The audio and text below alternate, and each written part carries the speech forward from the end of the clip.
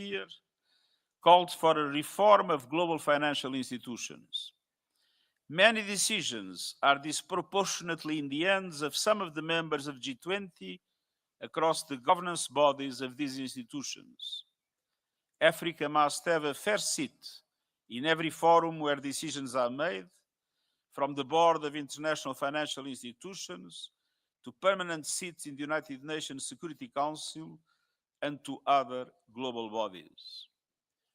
And the G20 can help repair this historic injustice and drive reforms that give developing countries, and Africa in particular, a real voice in shaping global policies and make global economic governance more inclusive, representative, equitable, and effective in the years ahead.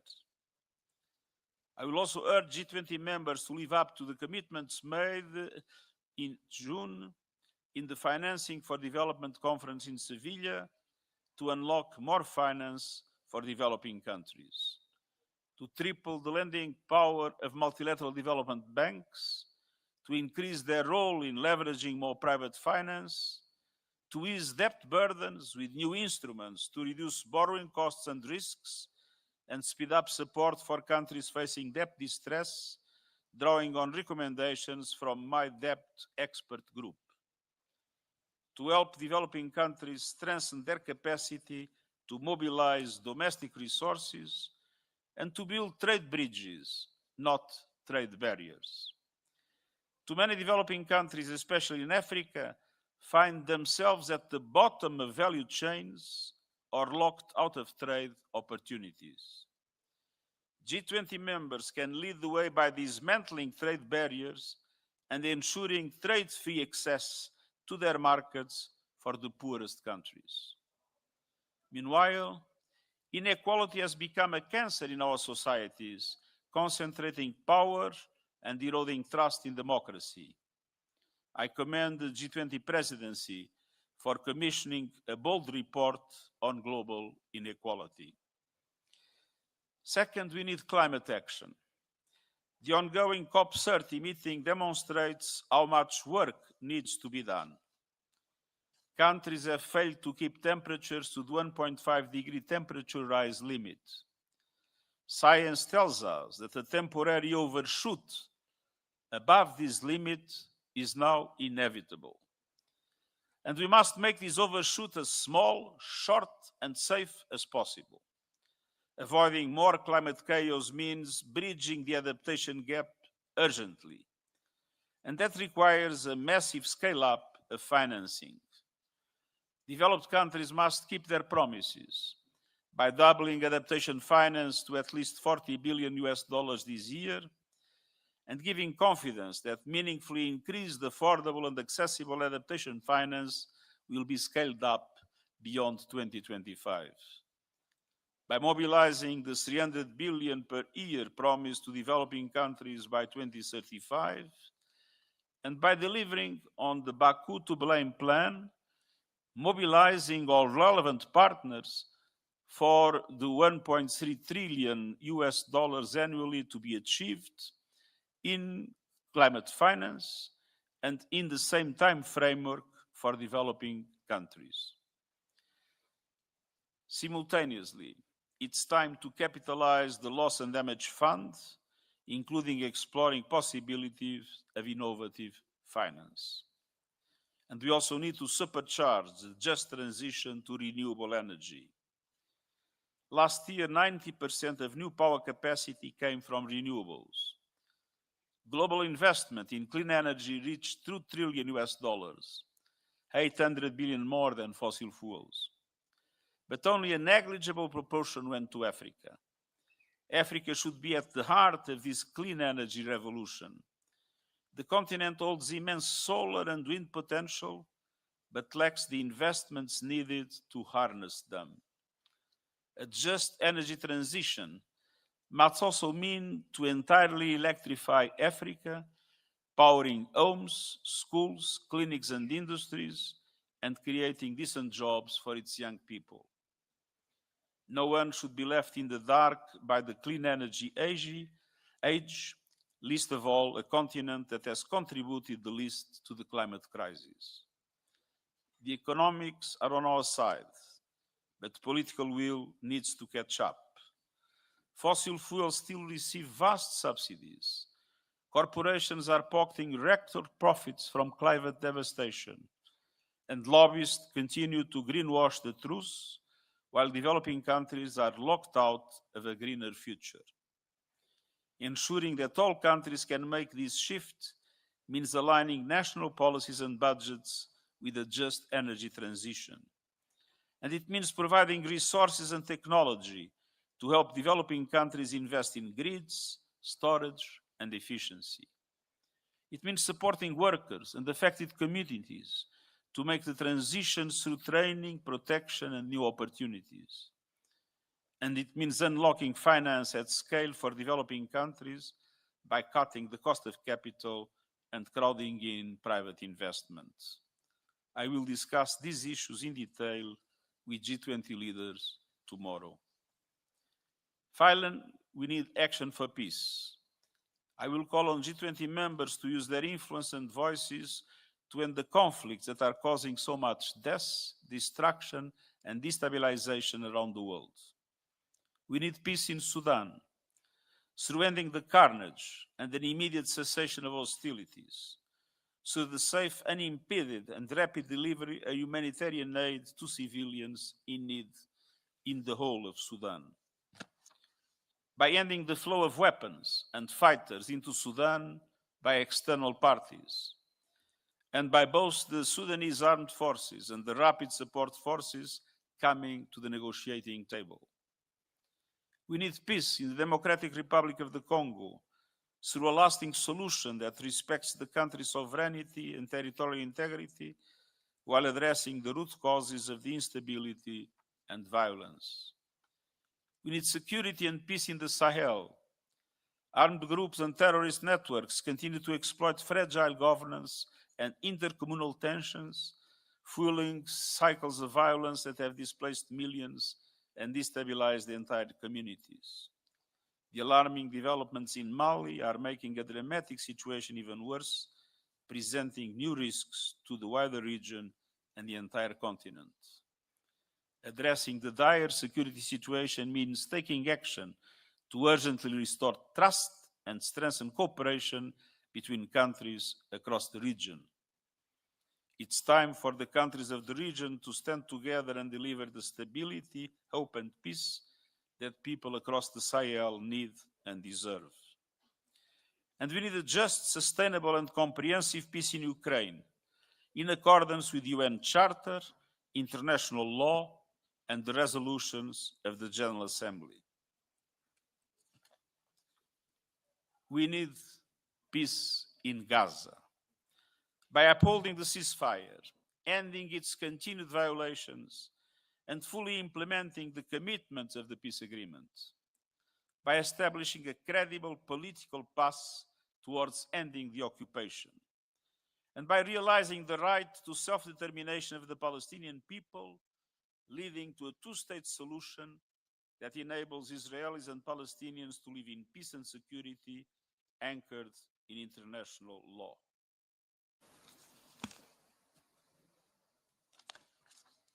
And everywhere, from Haiti to Yemen to Myanmar and beyond, we must choose peace anchored in international law.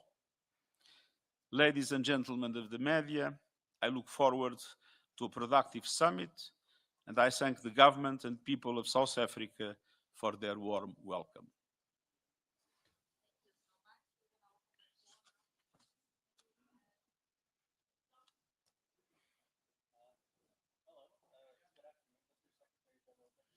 Is it possible to give you a microphone?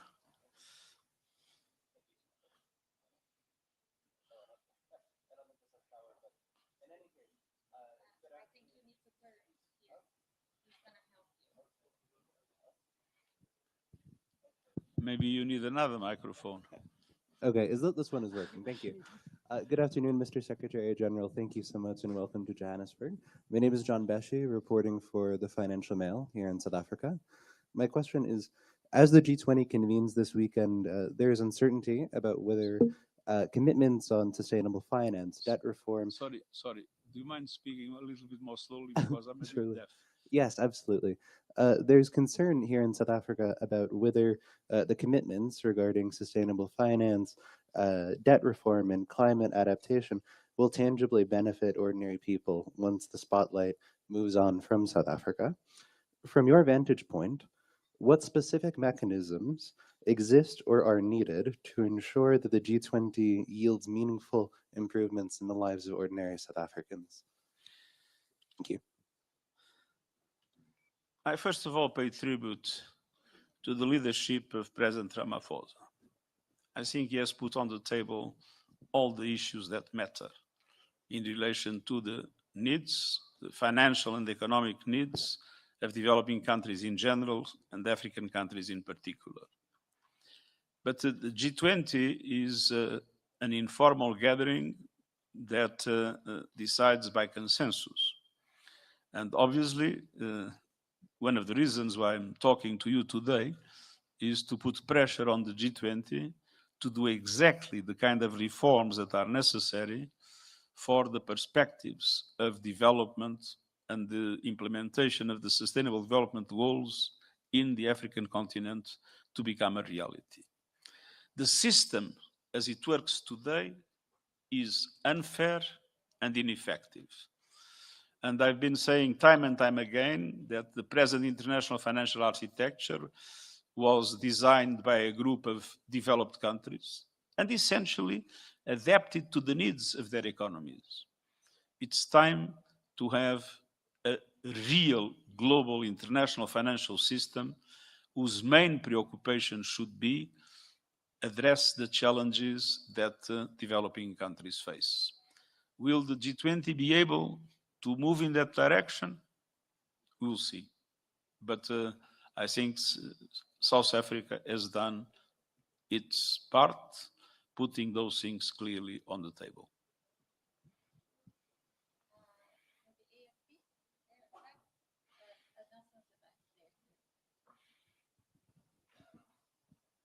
Thank you much, SG. You mentioned about, my name is Hilary Rinde from AFP. You mentioned, talked about sustainable and comprehensive peace plan in Ukraine.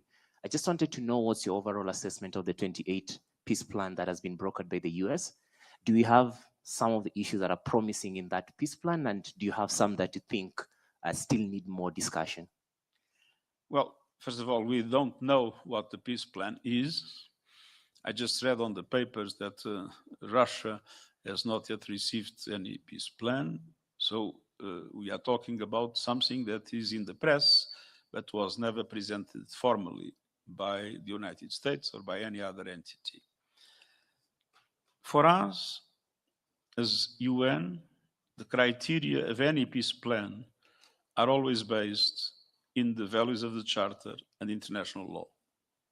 And so obviously for us, a peace solution for the Ukraine that is in line with these principles would also abide by the resolutions of the General Assembly that have clearly indicated that the territorial integrity of the Ukraine and in general around the world, the territorial integrity of states must be respected.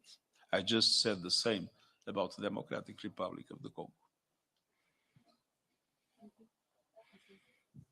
Olga Bataman, RT, and I would like to follow up on what you just mentioned. Thank you so much for highlighting that so many countries of Africa and of the global south are severely underrepresented in key UN structures. So first of all, is your organization going to address this issue in the near future or in the long run?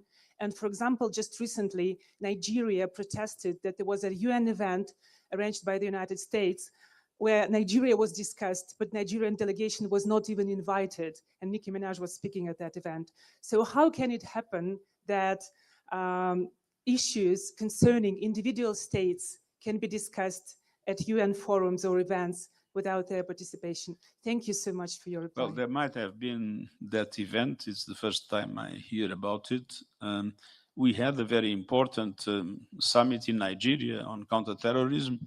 So it's not our intention at all to make Nigeria not present in all our discussions. And for us, I believe, if you look at what is today the senior management of the UN, you will see that senior management is quite balanced globally. And at the same time, if you look at the programs of action of most of the UN entities, they are essentially focused on the interests of developing countries. But there is one problem that I cannot solve, because when people look at the UN, many people do not see the humanitarian work that we do, sometimes in extremely difficult circumstances. 400 of our staff was killed in Gaza. People do not see our effort in pushing for the reform of the international financial architecture. People do not see our efforts in pushing for climate action and climate justice, or our efforts in relation to gender equality. People see the Security Council.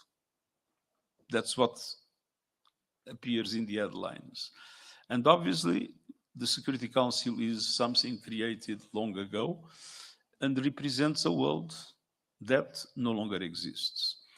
There are no permanent representatives from Africa or from Latin America.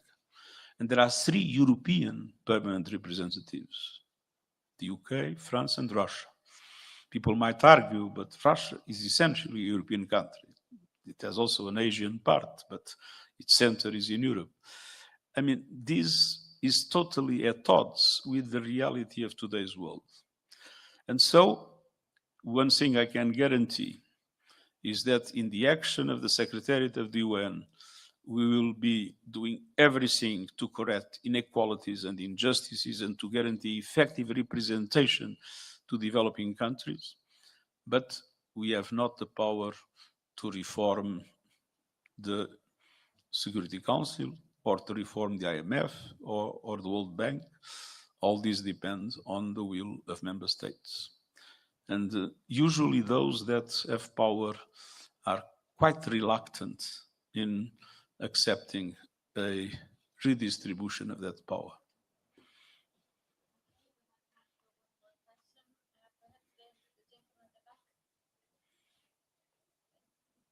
Thank you very much.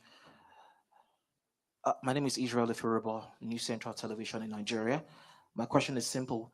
How do you think the world leaders who are gathered here this weekend, how do you think they should address the issue of debt relief for developing countries, especially in Africa? Because that's one of the big issues that African countries are facing today. Thank you, sir.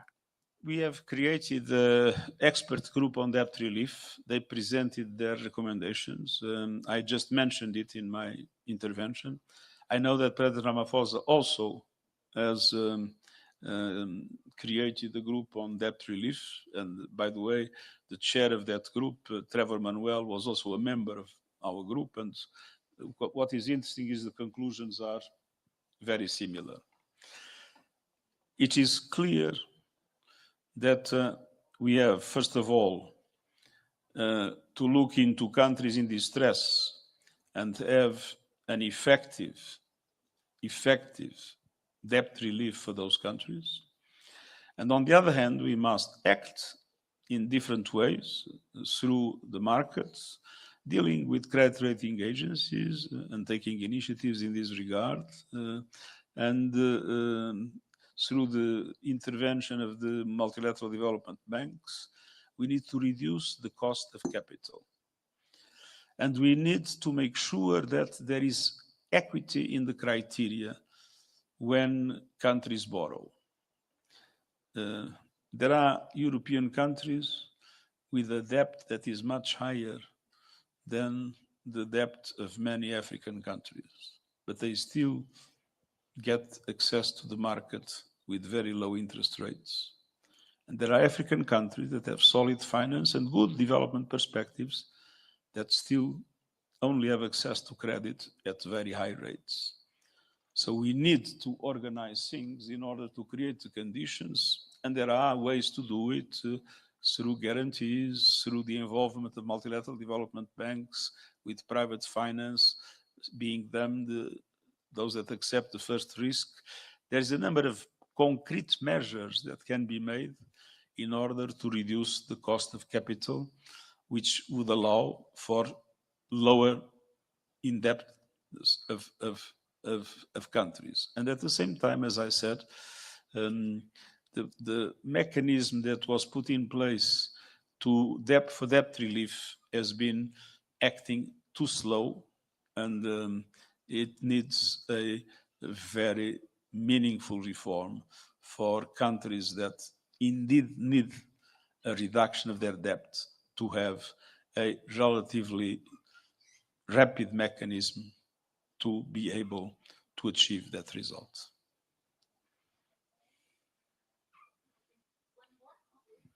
Okay. Thank you, Mr. Secretary General from Democratic Republic of Congo. My first question is about climate issue. So do you think that COP30 in Belém was a success or still a success or a failure without some G20 members? I'm talking about climate in Brazil, Belém. Do you find that it's a success or it's a failure without some G20 members?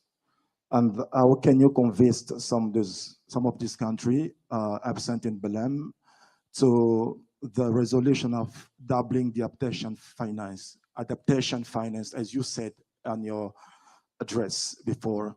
The last question is, can you address the peace process issue to G20 leaders in Democratic Republic of Congo, knowing clearly that the humanitarian situation is going worse? Thank you. It's very clear that everywhere in the world, because temperatures are rising and they will rise above 1.5, at least for some period, so-called overshooting is inevitable, that adaptation became a major priority. And one of the things I tried to fight in my presence in the COP was to achieve a guarantee that the adaptation funding will triple until 2030. And so this is one of the very important things that is being discussed in the COP. But it is also clear that it doesn't make sense to spend more and more money to correct the impacts of disasters and not to do everything possible to avoid the disasters. And to avoid the disasters means a drastic cut in the emissions. And so, with the same insistence in which I asked for tripling the funding for adaptation, I asked for a clear indication of how we are going to move the transition away from fossil fuels into renewables, and at the same time, how, taking into account that the national determined contributions presented by states still lead to 2.3 to 2.5 degrees limit, how can we intensify our efforts to have a much more drastic reduction of emissions in the next few years? Now, the COP is confronted with these things, and there are obviously contradictory interests in the COP as there are in the G20. And my hope, the Brazilian presidency has been conducting it very effectively, as the South African presidency has been conducting the G20 work very effectively. I hope that in both cases, they will be able to obtain meaningful results. Thank you very much. Sorry?